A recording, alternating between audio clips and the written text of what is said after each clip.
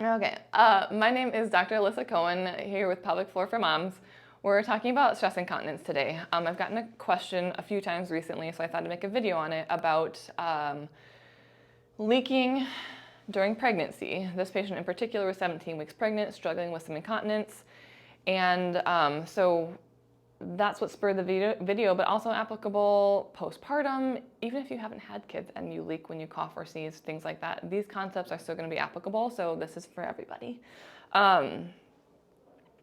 But I noticed in my pregnancy, especially my second pregnancy, even by 6 weeks pregnant, I was coughing and or sneezing and leaking some, and I just noticed really noticeable changes in my pelvic floor, even though it felt like my pregnancy was like barely started.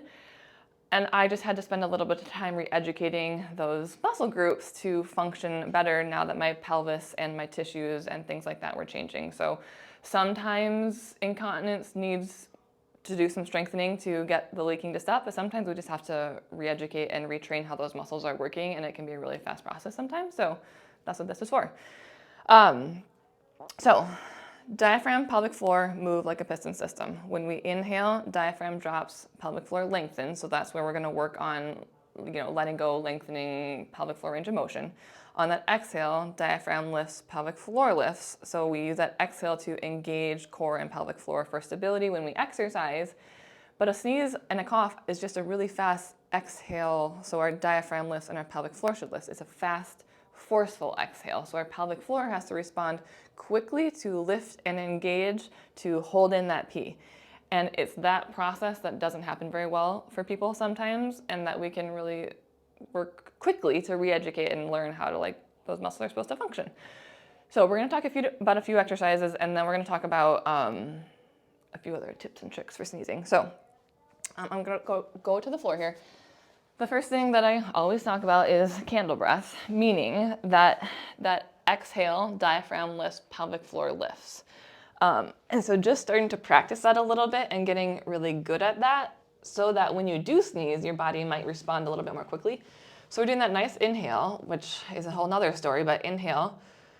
On that exhale, you're thinking about squeezing the air out like a tube of toothpaste. So you exhale, engage pelvic floor, draw those hip bones toward each other to engage those low abdominals as you squeeze that air out from the bottom up like a tube of toothpaste. A lot of times people over-engage those upper abdominals even when they sneeze, and if we're squeezing really hard up here, it's going to push down on your pelvic floor and contribute to leaking. So we want that lower part to engage first and strongest. When you engage pelvic floor to engage those deepest layers of muscles, we want to think about squeezing around a tampon and lifting it towards your head. It's not just a pinch squeeze, it's a lift towards your head. So make sure you're getting that. And then those low abdominals, we're thinking about pulling those hip bones together. Okay, so again, it's nice breath in. On that exhale, squeeze and lift pelvic floor. Pull those hip bones toward each other. Squeeze that air out like a tube of toothpaste. We're exhaling through like you're blowing through a straw or blowing out candles to help get a little bit of resistance to those core muscles. So that's the first step to practice. I don't really care how many reps you do, maybe do 10 reps, but the whole point is to get that coordination to feel really good and easy, so that when you go to sneeze, your brain will have to think about it a little bit, but it gets a little bit more rote and it's easier to do. So then we can add some resistance. So a balloon acts as resistance to our diaphragm. So we're going to do the exact same exercise, but as I provide resistance to my diaphragm, it ends up being a little bit of resistance to my core and pelvic floor. And it also gets a little bit easier to see, well, what is my pelvic floor doing? Is my pelvic floor lifting as I blow out that balloon like we want it to be? Or is my pelvic floor going down and I'm like bearing down against it, which would mean that we don't want that to happen. That means you might be leaking when you are sneezing. So same thing, nice inhale. Exhale.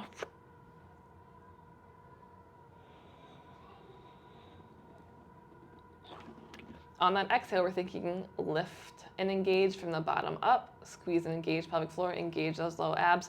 And then with each repetition, I would actually want you to keep the balloon in your mouth, keep your lips sealed around that balloon, inhale through your nose, and then exhale and do another repetition. Blow that balloon all the way up, do it a few times. Nice to practice in laying to begin with, because it's going to be easier to control your body. But then I definitely want you to get to do it in Sitting eventually, because gravity is going to be acting down on your pelvic floor, and you're going to be able to feel, oh yeah, my pelvic floor pushes down when I do that. I don't want that to happen. Okay, engage up against that balloon below. And then eventually you can practice in standing too. So those are the first two exercises that I want you to practice so that that gets really easy. So that then when that sneeze comes, we're just trying to apply that quick, forceful exhale. So now when I sneeze, now I want that quick, forceful exhale to engage my pelvic floor and lift and draw those abdominals in. So you can practice like a fake sneeze by just doing that quick, forceful, again, in sitting, or do it in standing, and then feel and try and lift that pelvic floor and those abdominals. So that's the next stage of, I'm gonna do my fake sneeze and see if I can get that pelvic floor to come along instead of dropping down. So it's just getting those mechanics really easy and fluid so that when you sneeze, you can catch it. Two other things to think about, especially during pregnancy, but truly anytime.